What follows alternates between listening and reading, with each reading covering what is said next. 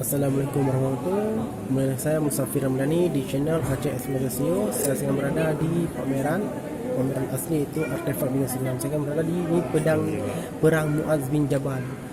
Artefak ini merupakan hasil rampasan perang Khandak. Koleksi ini kemudian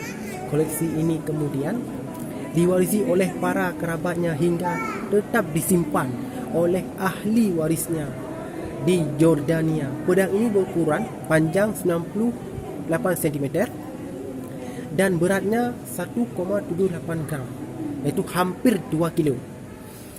Berbesi lulut. Diyakini pedang ini mengikuti teknologi di India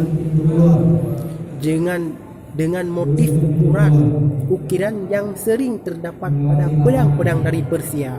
Bisa anda lihat, ini pedang hampir 1 meter dan beratnya hampir 2 kilo. Jadi bapak-bapak, ibu-bapak, bila ingin mengunjungi melihat langsung pedang, silahkan datang insyaAllah ke Bandar Aceh.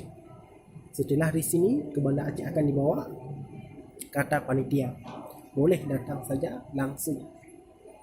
Sekarang saya berada di Pasar Raya Medan. Sekian insyaAllah. Kembali dengan saya Musafir ini. Assalamualaikum warahmatullahi wabarakatuh.